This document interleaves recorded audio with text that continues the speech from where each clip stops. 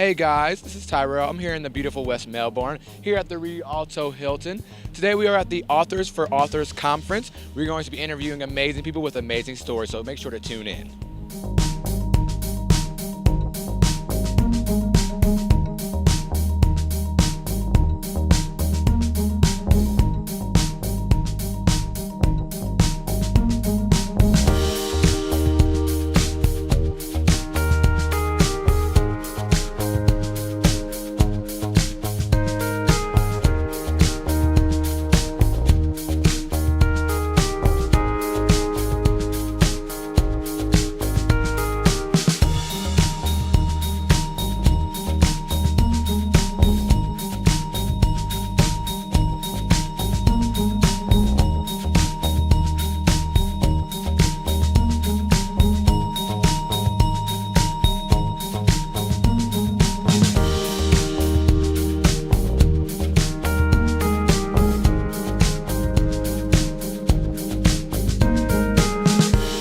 Hey guys, remember bUneke is a 100% volunteer nonprofit organization. So your donations really help us to continue to do the videos that we do. Amazing just like this.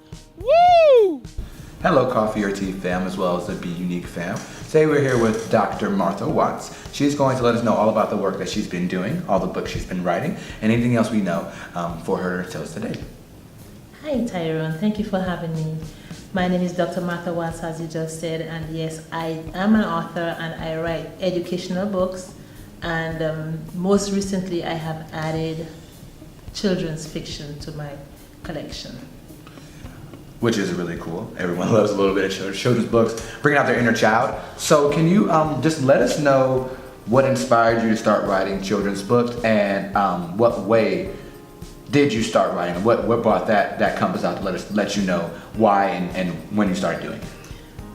I had been writing before but never published, and in 2009 when I realized there was a need, because we graded some work of students. They didn't know that we were going to ask them to write, and then when we graded those works, they were not up to speed. And then I recognized that if this is the work that students produce when they do not know that they're being tested, that means they're not writing habitually. So I decided that I want to come up with something where students can write habitually. So I came up with the idea of writing to respond process, where the kids would write every day rather than just on tests. So it's about cultivating a habit of writing in kids. And I started on the high school level, but then while I was working with one of the high schools, he said, well, we are preparing these kids on the high school level, but when our feeder schools come in, they're not prepared.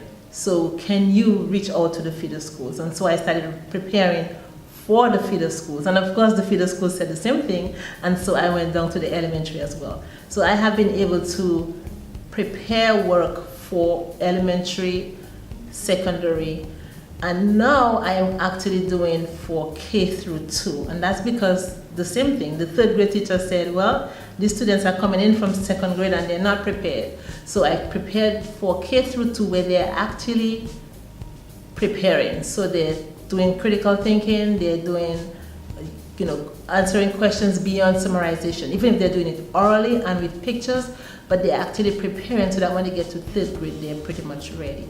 And so the whole idea is about preparing students for writing. I also have charts, because the kindergarten teacher said, hey, kindergartens, we want visuals. Can you please prepare charts? And so I also prepared charts to go along with the books that I have prepared.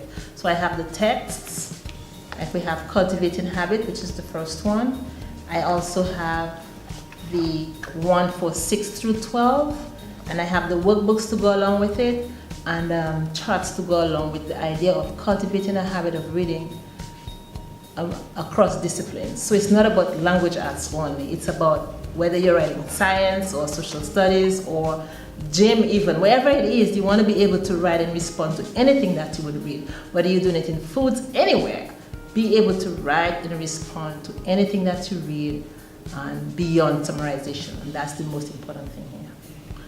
Which is great, especially now with our curriculum. A lot of people aren't really caring how children in middle school and high school, as long as they make enough to get past, they'll let them do it. How important is it to consistently work on your writing, especially as a young adult, into going into being an adult and going out into the world? How important is it for you to consistently work on your writing? You know, I like to tell the story about when I went to high school. I came from a country where high school was not universal. In other words, everybody didn't get to go to high school. It was just the top, specific number. And the year that I started common entrance exams, 1,000 students took the exams. And there were only 300 spaces, which means only 300 kids would go to high school. How did you get there? You had to pass your math, your social studies, your science, but most importantly, you had to be able to write. Now, I was 12. So how did I end up passing within those 300 kids?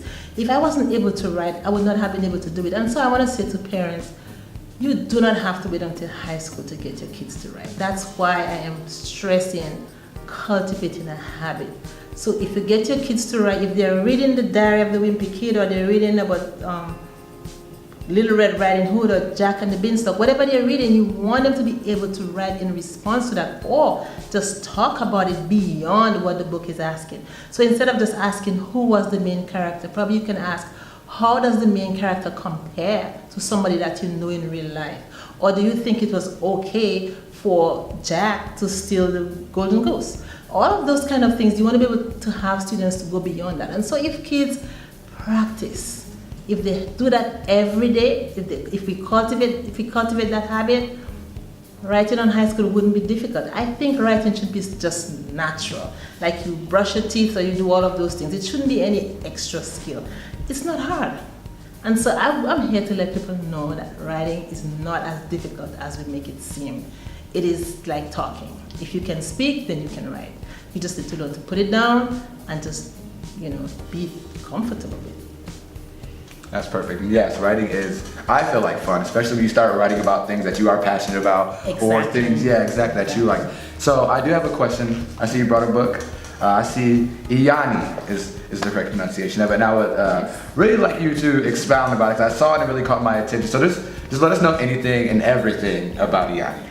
Okay, so when I wrote the kindergarten book, which is the little green one on the other side, I had to put examples in there because the principal said to me, I need examples. So if I had to have kindergartners respond to stories, I had to create a story to put in there.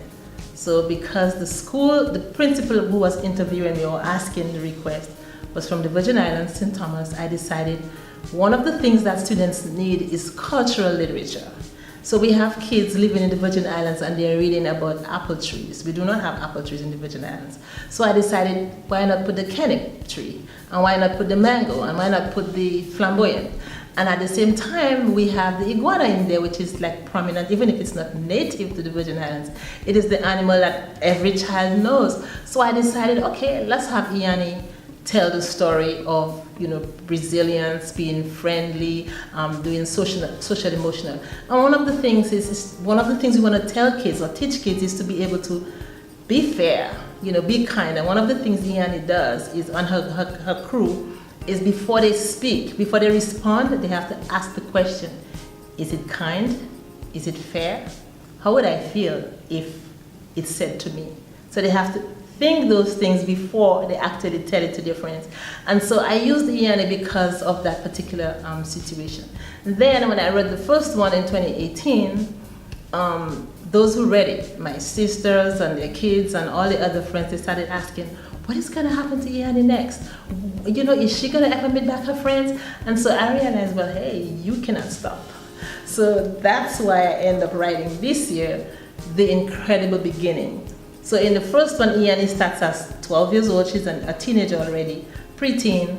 But then I had to go back to when she was born. So I make her peculiar. And again, in there, I made sure that I included things like community. What are the values? So there's a lot about friendship. There's a lot about family values. There are a lot of issues about deforestation as well, or development. When we develop new areas, how does it affect animals? How do we deal with children in hospitals or parents who reads to them? How do we relate to those? So I have these kids in that one doing all of those things. Of course, I can't tell you everything. You'd have to buy the copy to find out. But Iyani pretty much came through because I was writing for a particular setting, and I also wanted to make sure that all of the things that affect students, I wanted to include it in there, like the social emotional, like learning about a different culture, like learning about migration. And so we have all of that because the iguana came from south, like in Brazil and those places. So I had to put all of that in there so that students could actually learn more about another culture. And of course, about the canip tree rather than just the apple tree that we do not have in the Virgin Islands or in the Caribbean at all. Well, that's exciting because I'm going to read it, and then I need just a whole book of just straight examples. I just need pictures and words because that's how my brain works. So that's exactly what I'm going to do. And yeah, can you actually, okay. So yes, we do have some pictures in here.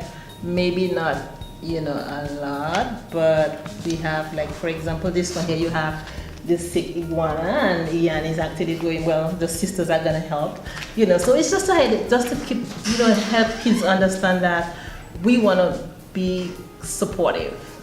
So somebody goes to the hospital, they're still people. You need to be able to go in and, support them, whether it's to read to them and so one of the characters in there, she's going to the hospital to read to the blind ones, the blind iguana. She's reading to them to let them know what's going on around and stuff like that. So it's just the whole idea of getting kids to connect with people that may not be able to function in society like everybody else. Well, I'm excited because I'm going to read it, and I'm going to give it a rating of a 10 out of 10 because I'm already excited. But can you let our fans and your viewers and our viewers know where they can get your books and where they can follow you if you have any kind of social media?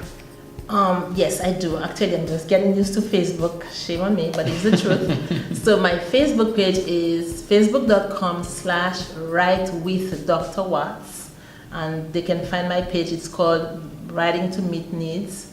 I have Twitter, which is buddinwriters.com, Buddin, no G, writers.com. My website is also buddinwriters.com.